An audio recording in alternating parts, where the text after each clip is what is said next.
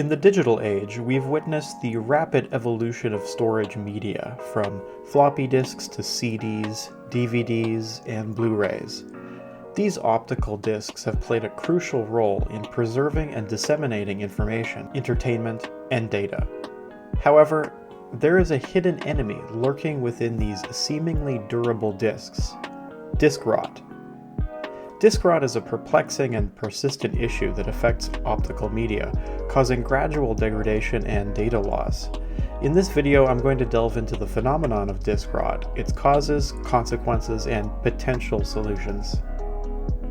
Disk rot refers to the deterioration of the reflective layer in optical disks, which is responsible for storing and reading data.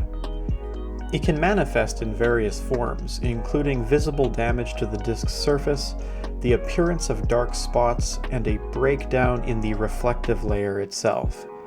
While the term rot might suggest a biological process, disk rot is primarily a result of chemical and environmental factors. Some optical disks are produced with inherent flaws, such as poor bonding between layers or contaminants introduced during the manufacturing process. These defects can accelerate the onset of disk rot. Exposure to unfavorable environmental conditions can contribute to disk rot as well. High humidity, temperature fluctuations, and exposure to ultraviolet radiation, aka the sun, are known culprits. These factors can lead to chemical reactions that break down the reflective layer in optical disks. Oxygen plays a crucial role in the degradation of these disks. Oxygen can penetrate the protective layers of a disk, causing the oxidation of metal or dye layers. This process weakens the reflective properties of the disk and can eventually render it unreadable. Mishandling and improper storage practices, such as stacking disks, using adhesive labels, or exposing them to sunlight, can exacerbate disk rot over time. Scratches and physical damage can compromise the protective layers and increase the vulnerability to decay. Video games have transcended their status as mere forms of entertainment and have become integral components of our cultural heritage. Many enthusiasts and collectors cherish physical copies of video games as relics of a bygone era, myself included. It's surprising that game collecting circles don't discuss the effects of disk rot more frequently, especially given that its effects can be so devastating, given how much money retro games have become worth in recent years. When optical media first hit the market, all kinds of lofty claims were made regarding its longevity. We were told by manufacturers that they would last hundreds of years, and that their durability was unmatched. This is unfortunately not entirely accurate. What's worse is that not all disks have been made to the same standard. Certain factories at certain times have been discovered later to have not produced as high quality of disks as they could have, or suffered from errors in the manufacturing process. If low-quality adhesives were used to adhere the layers of a disk, they will separate over time, allowing oxygen in the air to corrode the thin aluminum layer into aluminum oxide, which becomes visible as patches or small dots in the disk.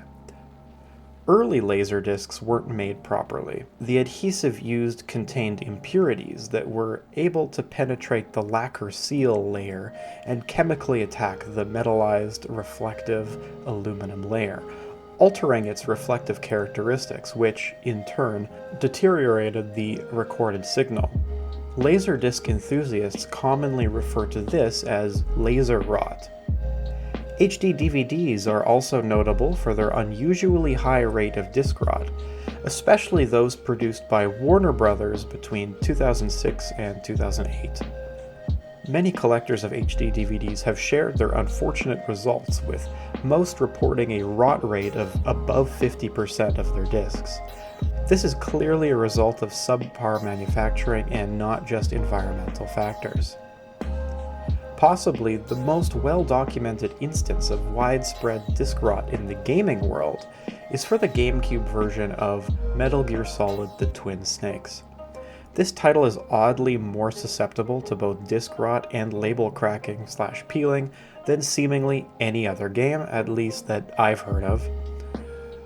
We as collectors obviously can't make up for defects that occur during the production process, but we can try our best to eliminate any environmental factors from damaging our precious discs. Ensure that you keep your games far away from sunlight and store them in a cool, dry place. This will, of course, be easier or harder depending on where in the world you live. If you're in a humid tropical climate, then you probably shouldn't expect your discs to last 100 years. Make sure to keep them in their plastic cases as opposed to in paper sleeves or on spindles like some kind of psychopath.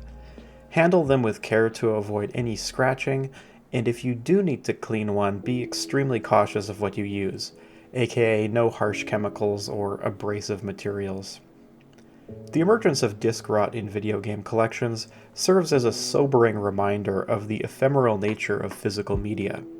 To safeguard our cherished games and preserve the essence of gaming history, collectors must adopt proactive measures. By implementing proper storage practices, embracing digital preservation options, and vigilantly monitoring their collections, enthusiasts can prolong the lifespan of their beloved video game libraries and ensure that the nostalgia they hold dear continues to be accessible for future generations. It really goes to show how important emulation is to preserving gaming history. Game companies aren't interested in offering their past titles forever, and even obtaining an original copy won't guarantee you'll have it forever. As always, I'd love to hear what you think. Is this the first you're hearing of disk rot? Are you frantically checking your collection right now? Let me know in the comments. If you like this video, please consider subscribing to my channel. It would mean a lot to me. My goal is to hit 1,000 subscribers, and when I do, I'm going to do a full game room tour you won't want to miss. Until next time, thanks for watching.